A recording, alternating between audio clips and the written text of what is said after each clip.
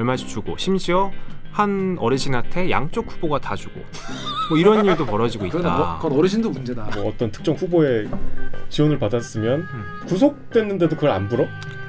불진 않으셨어요. 좀 이상하네요. 네. 근데 힌트를 얻었던 게 우편 배달분들을 만났어요. 우편 배달원 분이 빠삭하신 거예요. 왜냐면 본인이 투표용지를 나눠줬잖아요. 그렇지.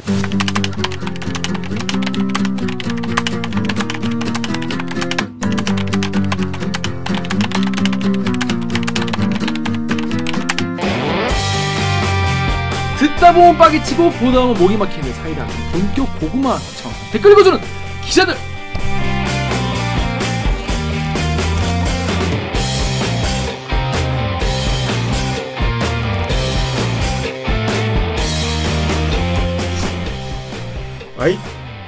아이도 쓰냐 아직도? 싫어하냐? 저비용 고퀄리티를 추구하는 3회 수공업 방송입니다. KBS 기사에 누리꾼 여러분들이 댓글로 남겨주신 분노, 질책, 응원 모두 다 받아들고 있습니다. 여러분이 한 땀 한 땀 눌러주시는 구독, 좋아요는 4차 언론혁명의 작고 큰 힘이 됩니다. 반갑습니다. 전 댓글을 읽어주는 기자를 지내는 김기아 기자인데 오늘 방송 보시다 들으시다 이 방송 괜찮다 재밌다 얘를 들을만하다 싶으시면 구독과 좋아요부터 한번 눌러주세요. 네. 자기소개해주세요. 정현욱입니다. 안녕하세요. 저는 김기아입니다. 자, 그럼 로고 듣고 일부 아는 만큼 알고 보면 더 빡치는 알빡이 코너로 돌아가겠습니다. 로고 주세요. 나는 기레기가 싫어요. 지금 여러분은 본격 KBS 소통방송 댓글 읽어주는 기자들을 듣고 계십니다. 제가 말씀드리지 않으면 좋아요 댓글 안 달아주시는 건가요? 매주 말씀을 드려도 섭섭한데요. 그래서 그에 앞서 구독, 독수, 알림 설정 부탁 좀 드리겠습니다. 자, 뉴스 기사로는 뭐 제목만 봐도 빡치는데 자세히 알고 보면 더 구체적으로 더 알차게 빡칠 수 있는 알빡기 코너입니다.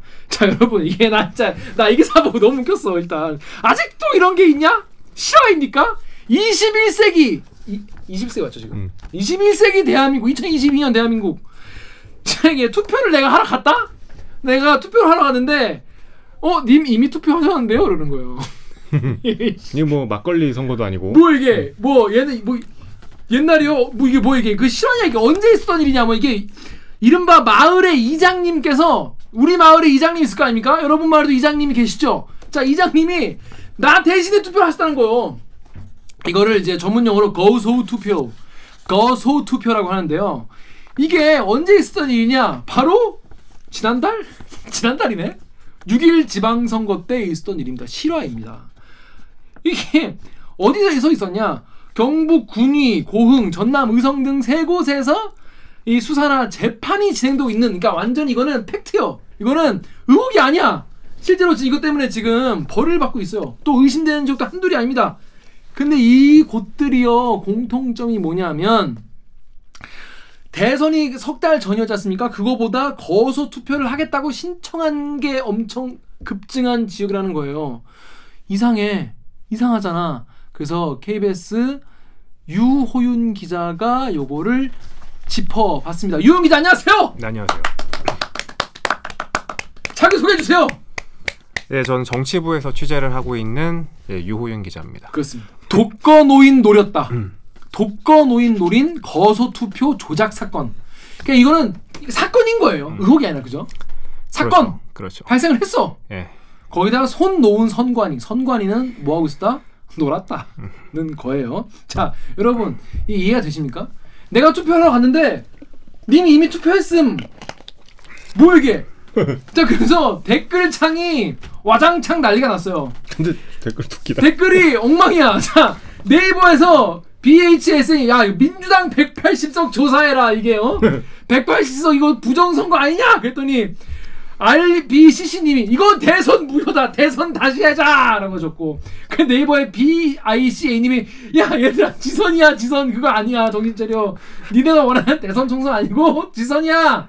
지방선거다. 이게 약간 오해하는 분이 많이 계세요. 그렇죠. 자, 일단 이거 어떤 사건인지 좀 설명 좀 해주세요. 전체적으로. 그러니까 사실은 제가 지방에서 벌어진 선거 부정을 취재를 하고 싶어가지고 2020년부터 취재를 했어요. 아 진짜? 네, 그때 당시에 사실 지역 같은데 되게 되면 지역 같은데 2년 전부터 탐사했을 때부터 탐사가 아니고 이슈팀 있을 때, 사회부 있을 때, 다른 부서 있을 때 지방에서 선거를 하는 과정에서 그 고령의 이제 노인분들, 어르신들한테 돈을 많이 뿌린다라는 얘기를 들었어요. 근데 일단 제보는 애초에 그냥 무작위로 온 거예요? 아, 이거 아는 분한테. 아는 분한테.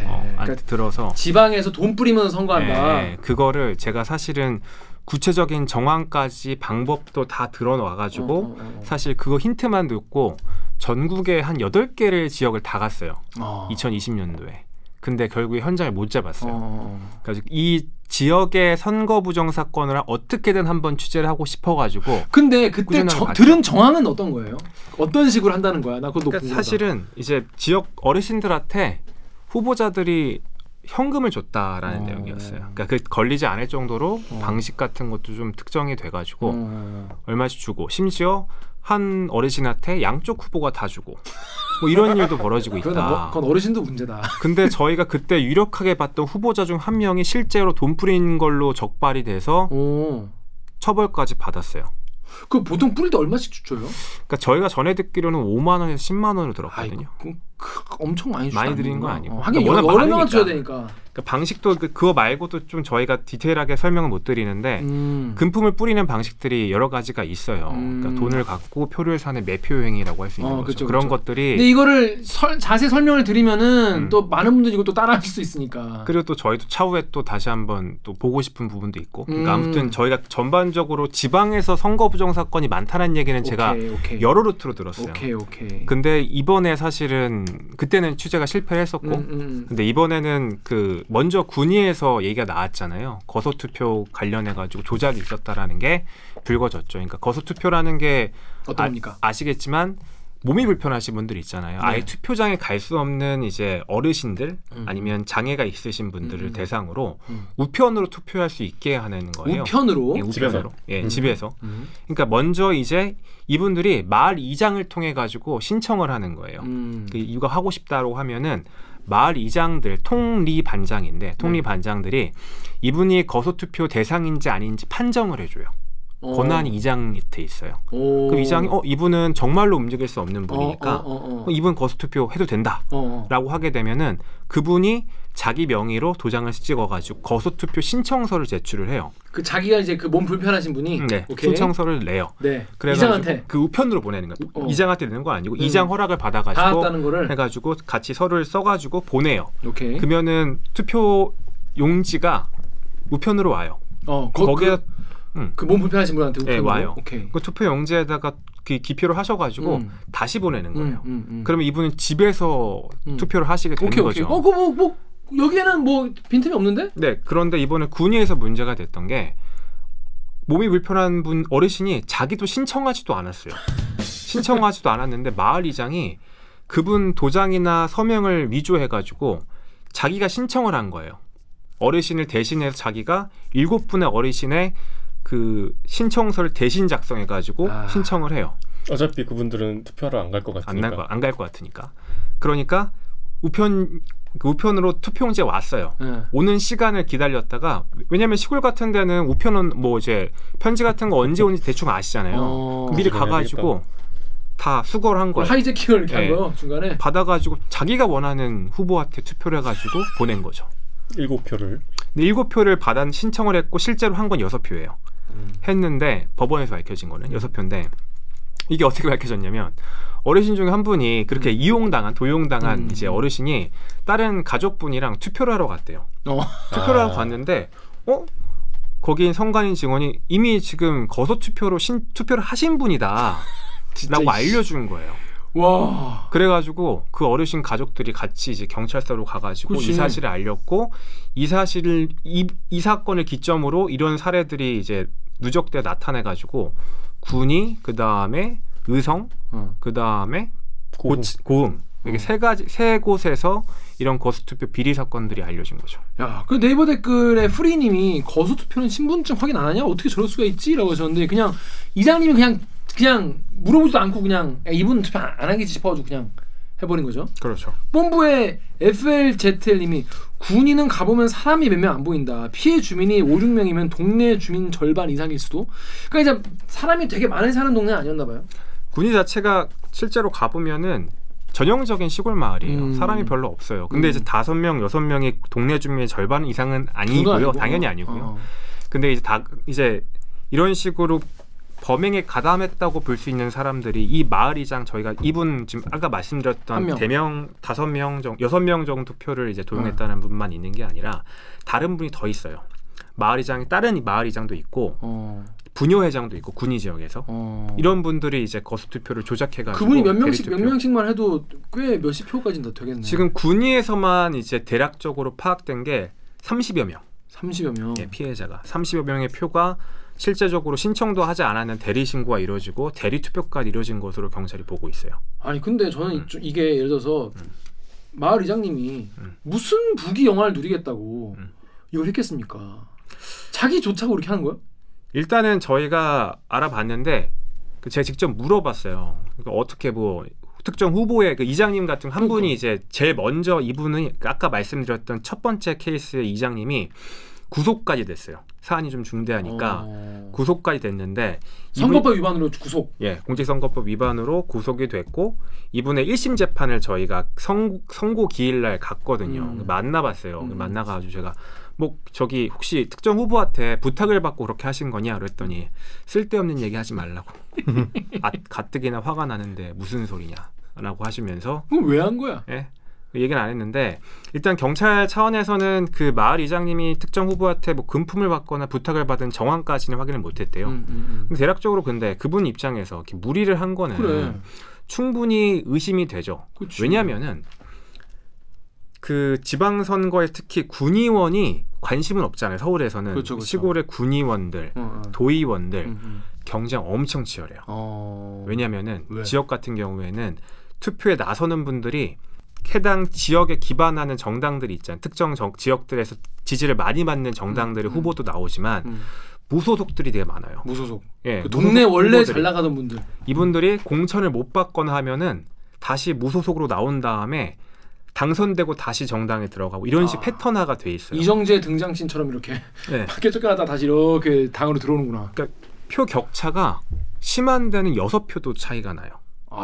6표 차이로 당락이 결정이 되는 거죠. 치열하네 그러니까. 네, 엄청 치열해요. 뭐 이렇게 되게 되면 그러니까 모수 자체가 적으니까 정말 표 계산이 확실히 되니까 이거를 정말 치열하게 몇 표라도 땡기면은 어느 정도 승부를 갈 수 있는 거네. 너무 치열한 건 나도 알고 상대편도 알면은 내가 특정 뛰어야지 그러면. 예, 이렇게 뛰면은 이런 식으로 활동해가지고 이분들 몇몇 분들만 도와달라고 해놓으면 선거판에 결정적인 도움을 줄 수 있는 거예요. 아니 근데 그렇게 해서 됐어요?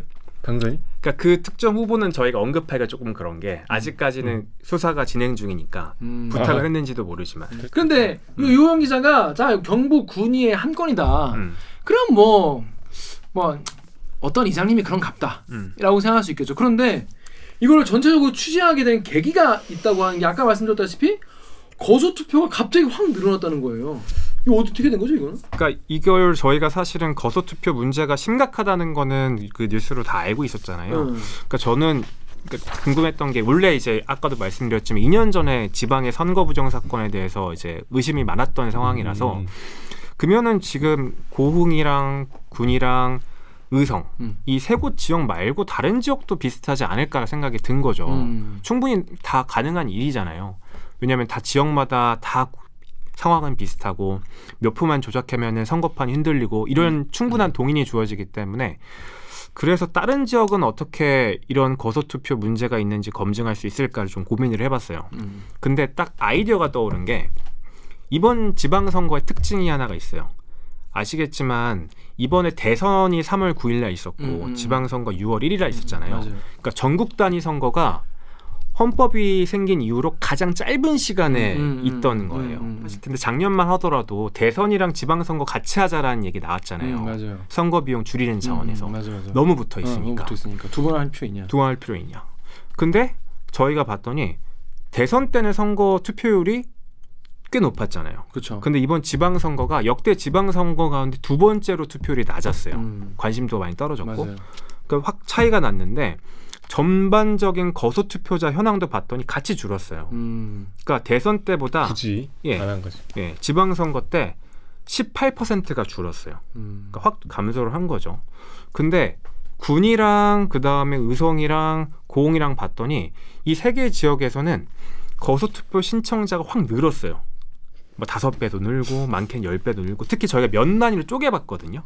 면 단위도 A면이 있고 B면이 있고 C면이 있다고 한다면 A면만 느는 데가 있고 BC는 비슷한데 문제가 됐던 A면이 확 늘고 오히려 BC면은 조금 늘거나 아니면 오히려 감소한 데도 있고 그러니까 면마다 차이가 너무 현격한 거예요.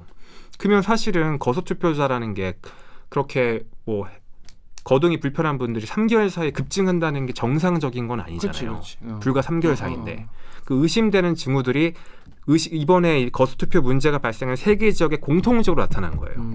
그러니까 이게 이런 데이터로 상으로도 거소투표 문제가 보이네? 충분히 보이네?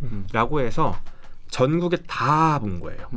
거소투표 현황을 선거구별로 다 쪼개가지고 그럼 전국에 어떻게 상황이 되는지 한번 분석을 해보자 그래가지고 저희 이제 리서처 친구랑 같이 데이터 분석 쫙 한 거예요.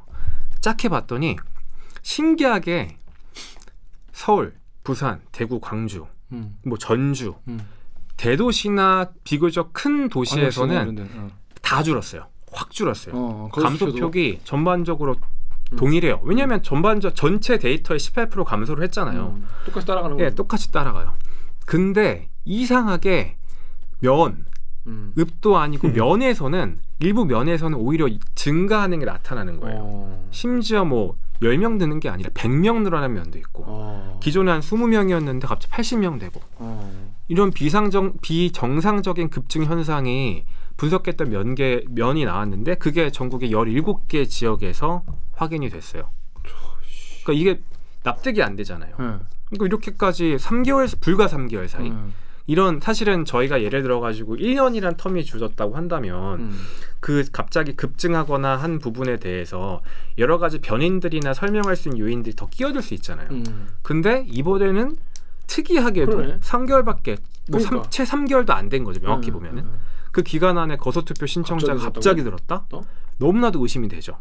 그러니까 이게 왜 충분히 데이터상으로도 거소투표 부정사건이 의심되는 지역들이 특정이 돼가지고 저희 이거를 기반으로 현장 취재도 해보고 얘기도 들어보고 그 다음에 관련 취재를 해가지고 보도를 했죠. 근데 현장에 가보면 정말 그 아까 그 피해자분 같은 경우에도 만나봤나요 혹시?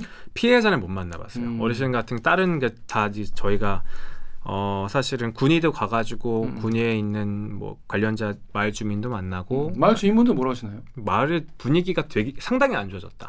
왜냐하면 이게 참 거소투표 문제가 있다고 해도 들춰내기 힘든 게 예를 들어가지고 마을이 작잖아요. 그쵸. 면 같은 경우에는 사실 다 서로 알고. 예, 다 알고 이장님 같은 경우에 한 면에 이장님들이 꽤 많이 계세요. 그러니까 이장님들이 관할하는 지역이 다 옹기종기 붙어 있잖아요. 그러니까 예를 들어가지고 그 마을 이장이 내 표를 몰래 가져가지고 투표한 걸 알았다고 하더라도 이걸 적극적으로 문제제기하기 힘든 구조예요.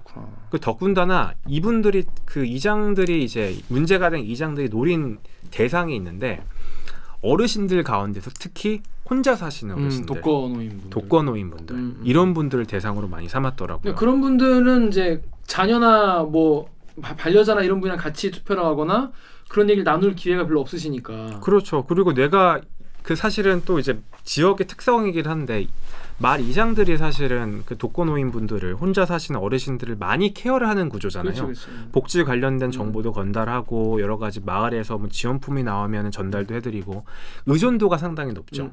그 의존도가 높기 때문에 본인이 선거 부정을 저지르다고 하더라도 거기에 대해서 이의제기를 하지 않을 것이라는 일말의 기대가 있었겠죠. 왜 우리 드라마나 영화 같은 거 보면은 그 마을에 약간 이장님이 약간 그 동네에서 약간 왕같이 군림하시고 같이 비밀을 공유하는 그런 것도 많이 있잖아요.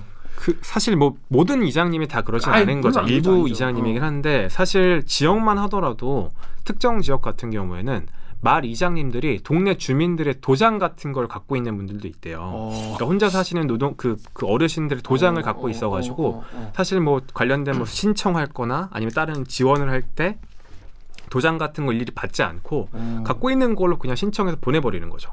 근데 뭐 도장도 있는데 뭐 이번 케이스가 다 도장을 갖고 있는지는 모르겠어요. 근데 이장님들 가운데는 뭐 내 도장 있으니까 이분 어차피 뭐 좀 다리 불편하시고 투표 안 하시니까 내가 미리 신청해가지고 보내고 그 딱 우편으로 투표지 용지가 날라오면은 시간 맞춰가지고 다 한번 수거해가지고 투표하고 이런 일들이 이제 반복적으로 일어날 수 있는 구조인 거죠.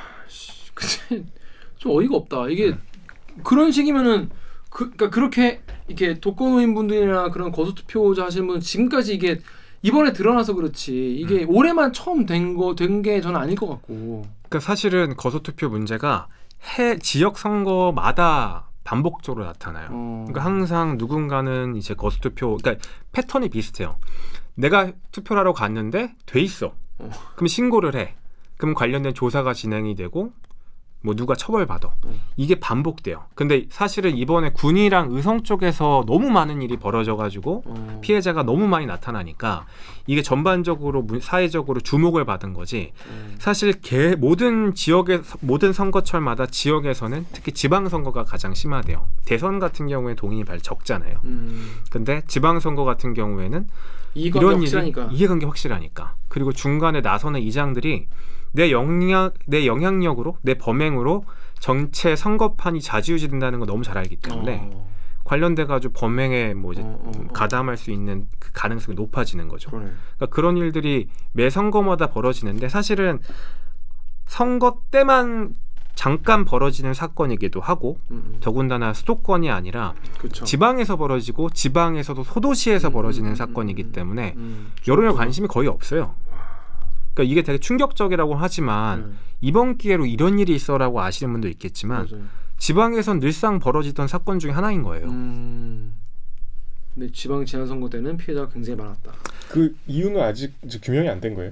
그 커넥션 같은 거? 커넥션은 아직까지 밝혀진 게 없어요. 수사가 진행이 되고 있다고 하니까. 그 수사를 하고 있어요 지금? 네, 같이 하고 있어요. 그러니까 군의도 지금 수사가 진행 중이고 나머지 지역. 아니 그러니까 이 말이 안 되잖아. 내가 왜 그런 위험을 감수하겠어요? 아무런 그 대가 없이. 그러니까 이제 어차피 투표 안 할 분들이니까 내가 생각하는 바람직한 지도자가 선출되게 하기 위해서 그럴 수도 뭐 기왕에 안 하는 분들의 표를 그냥 내 바람직한 이게 자유민주 그럴 수도 있죠. 가능한 그럴 수는 없을 것 같아요. 나의 정치적 그러면 이제 큰 단위 선거에서도 계속 그래야지. 그럼 요거와 관련해서는 더 취재를 하거나 그럴 계획은 있나요 혹시? 일단은 저희가 취재했던 단계가 이 의심되는 지역 한번 가봤어요. 전북에 저희 의심되는 지역에 한 군데를 정해가지고 면까지는 확인이 되는데 면에서 어느 마을에 면도 상당히 커요 사실은. 그렇지. 마을 여러 개로 구성이 돼 있잖아요. 어느 마을에서 그렇게 거소투표가 늘었는지는 선관위 직원들이 안 알려줘요. 아니 그 선관위 홈페이지 안 올라오나? 안 올라와요. 선거 거기에 면 단위까지는 증가폭이 나타나는데 마을까지 안 나온다고. 왜냐하면은 그 거소투표 관련된 그 개인 정보는 누출되면 안 된다라는 법이 있기 때문에 선관위 직원들이 어떤 말이 늘었는지도 안 알려줘요. 그래가지고 제가 특정 면에 가가지고 그냥 아무 말 갔어요. 저희 촬영 기자 후배랑 가가지고 다 돌아다니면 혹시 거소투표 하셨냐, 주변에 거소투표 하신 분이 있냐라고 물어보고 다녔던 거죠. 떼약볕에. 그래가지고 몇 분을 만났어요. 그러니까 정말 이렇게 거소투표 신청한 분을 만났는데 그분께서는 뭐 문제가 없었다라고 얘기를 하셨는데 마을에서도 특이한 얘기를 들었는데 아니 뭐 거소투표 문제는 모르겠는데 뭐 선거철만 되면 그 캠프 쪽 직원들이 와가지고 차 태워주는 일은 다반사예요 이런 얘기를 하는 거예요. 뭔 차를 태워줘? 그러니까 마을마다 투표하는 곳까지 거리가 있잖아요. 모셔다 드린다고. 그러니까 모셔다 드린다. 뭐 이런 거 사실 선거 범죄에 해당될 수도 있거든요. 그렇죠. 그러니까 이런 식으로 청탁행위니까 은연중에 청탁이 될 수 있는 거잖아요. 아니 그건 당연히 그거죠. 범죄지 이건. 거기에 대한 것도 많고 더군다나 뭐 예를 들어가지고 그때 높았던 그러니까 저희가 의심했던 지역 같은 경우에는 해당 면엔 출신의 군의원이 출마를 했어요. 그러니까 그 기존에 다른 선거 때는 뭐 그 해당 지역 사람이 아니었대요. 근데 이번에 군의원이 나오니까 마을의 사람들이 으쌰으쌰돼서 이번에 A 군의원 우리 한번 우리 대표를 한번 만들자, 군의원 한번 만들자라는 여론이 팽배했다라는 얘기는 다 공통적으로 하시더라고요. 뭐 그럴 수 있어요. 뭐 그럴 수도 있죠. 우리 동네에서 뭐. 그러면은 뭐 예를 들어가 특정 마을 이장들이 그런 식으로 이제 범행에 가담할 가능성도 있는 거잖아요. 그러니까 그런 식으로 저희가 일단은 확인을 한 과정을 거쳤고요. 사실은 현장을 잡고 싶었어요. 의심되는 지역에서 실제로 이제 거소투표 부정행위가 발생한 그 현장을 목격을 해가 저희가 수사로 전환될 수 있을 정도의 이거를 발견하고 싶었는데 딱 좋지. 사실 인력이 취재 기자가 저 혼자 이번에 취재를 했고 현장 가더라도 이걸 발견하기에는 사실 특정 제보가 있지 않은 이상 발견이 너무 힘드니까 그래서 발견은 못하고 데이터로 분석하고 그러니까 저희가 대신에 하나 했던 게 선관위 직원들한테 물어봤어요. 이렇게 늘어난 배경에 대해서 알고 있냐. 근데 마을 선관위 직원들 중에 아예 모르는 곳도 있어요. 그러니까 이렇게 지방선거랑 대선 사이에 거소투표자가 확 늘었는지 선거를 관리하는 선관위 직원들이 모르는 경우도 태반이었어요. 그러니까 제가 먼저 물어보면 잠시 뒤에 전화드릴게요 해가지고 기자님 말씀대로 한번 자료를 봤더니 실제로 늘었네요. 이런 얘기를 저한테 하시는 거예요. 너무 관심 있게 아닌가? 네, 늘어난 거 알고 있는 지역도 있어요. 그럼 저한테 하는 설명이 제가 A면의 지역에서 거소투표 신청자가 5배가 갑자기 늘었어요. 불과 3개월 사이에. 이상하지 않나요? 그러면 그분이 이렇게 답변이 돌아오는 게 비교적 비슷한데 아니 원래 지방선거랑 대선을 비교하시면 안 된다. 이번 지방선거와 지난 지방선거를 비교해 보시면 비슷할 수도 있다. 사실 대선보다 지방선거에서 지역 주민들의 이제 관심도 높아지기 때문에 거소투표 신청하시는 분 더 많을 수 있어요 라고 하는데 그럼 제가 거기에 질문하죠. 그럼 A 마을 말고 A 마을 바로 옆에 있는 B면에서는 A면 바로 옆에 있는 B면에서는 오히려 줄었다. 그럼 왜 이 마을은 왜 차이가 있는 거냐? 설명을 못 하세요. 못하지. 네. 그러니까 본인 입장에서도 아예 그냥 왜 늘었는지에 대한 파악조차 잘 안 하고 있고 뭐 좀 약간 부지런한 선관위가 있는 지역에서는 현장 점검은 하시는 데도 있대요. 늘어난 곳을 가셔가지고 왜 늘었는지 직접 투표하신 게 맞는지를 확인하는 지역도 일부 있더라고요. 매우 소수고. 근데 상당수는 아예 현장도 가지 않아요. 태반이. 그 사람들이 많이 궁금해하는 게 선관위 대처를 너무 궁금해하세요. 그래서 덕후 댓글 좀 읽어주십시오. 덕후의 익명으로 그럼 오케이됨 저 표는 무효 아닐까? 대리는 불법인데 무효를 했으면. 아니 그럼 이렇게 된 표는 어떻게 되는 거예요 이게? 일단은 지금 투표가 확정이 되면 거기에 반영을 하지 않을까, 무효표가 되지 않을까. 특히 이번 같은 경우에는 지금 관련돼서 뭐 이제 피해자분들이 특정이 됐고 그러니까 선거 기회를 상실하게 되신 거죠. 근데 이분들 같은 경우에는 반영될 수 있는 길은 요원하고 투표를 못 하신 게 맞으니까. 그리고 관련돼 가지고는 예를 들어 가지고 해당 표에 대해서 범죄 혐의가 인정이 되면은 무효표 처리되겠죠. 당연히. 인정될 수 없는 표죠, 사실은. 근데 이게 몇 표가 예를 들어서 뭐 6표, 10표 이런 걸로 근데 뭐 선거 결과가 바뀔 수 있는 겁니까? 성주군 같은 경우에는 성주군 같은 경북 성주죠? 예, 경북 성주군에 있는 한 군 의원 같은 경우에는 딱 6표 차이 났어요. 그러니까 요 지금 군이나 요쪽 고흥도 그랬어요? 군이랑 고흥 쪽에는 30표, 뭐 40표 60표 적긴 하다 그래도. 예, 적어요. 그러니까 아니 근데 군의에 아까 그분 구속됐다며. 네, 구속됐죠. 그러면 만약에 뭐 아까 우리의 의심대로 뭐 어떤 특정 후보의 지원을 받았으면 구속됐는데도 그걸 안 불어? 불진 않으셨어요. 좀 이상하네요. 네. 아니 구속돼도 내가 예를 들어 그 군 의원 된 분이랑 물론 그분이 했다는 게 아니라 만약에 했다면 같은 동네에 계속 살아야 하잖아 그 사람. 근데 나는 감옥에 가는데? 그럼 나 혼자 감옥 갔다 오고 말지. 내가 그러면 불면 내 형량이 줄어들어. 그럼 줄 수 있지. 공범이니까. 내가 종범이 되면 줄 수 있지. 이게 근데 범행에 관련돼 가지고 죄가 늘어나는 거잖아요. 거소투표를 대리 신청한 것도 범죄고 대리 투표한 것도 범죄인데 금품까지 받으면 추가된 범행이 늘어나는 거잖아요. 그러니까 결과적으로 구속 수사를 받으면 그걸 불지 않기는 어려운데. 뭐 구속 수사 받아보셨어요? 아니 보통 그렇잖아요. 특히 아니 근데 그 성주는 지금 그러면 지금 6표 차이는 거기가 이런 일이 있었던 걸로 확인된 거예요?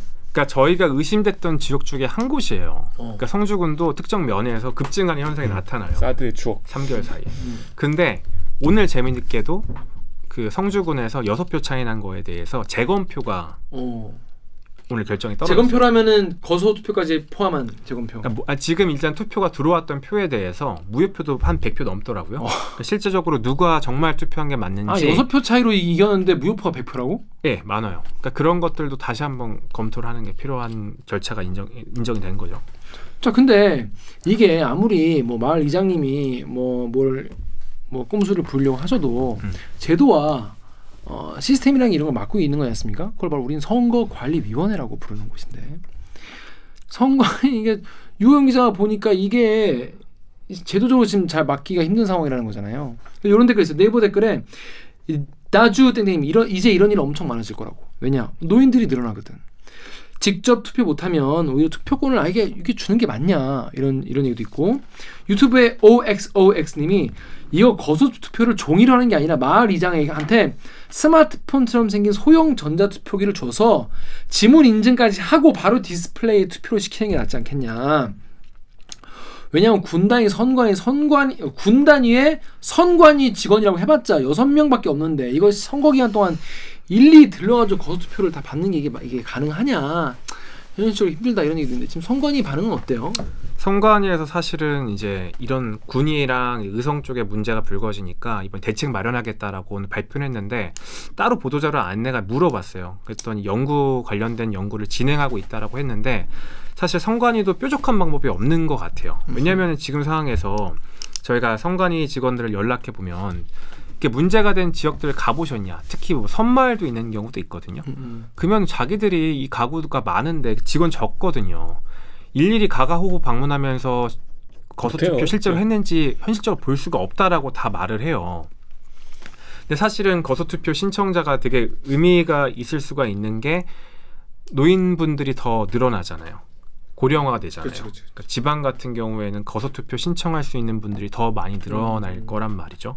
근데 이분들 같은 경우에 지금처럼 시스템 하에서는 또 이런 이제 문제가 불거질 수 있는 충분한 상황인 거죠. 그러니까 아무런 대책이 사실은 마땅한 게 마련되지 않아서 지금 이런 식으로 사실 예를 들어가 저희가 투표하러 가면은 내가 누구한테 투표했는지도 엄청나게 엄격하게 가려진 상태로 하잖아요. 심지어 인증샷 같은 거 한번 잘못 찍으면 처벌도 받고 관련돼서 안에서 사진 촬영도 금지돼 있고 투표라는 행위가 사실은 미치는 영향이 크기 때문에 엄중하기 때문에 관리를 철저하게 하잖아요.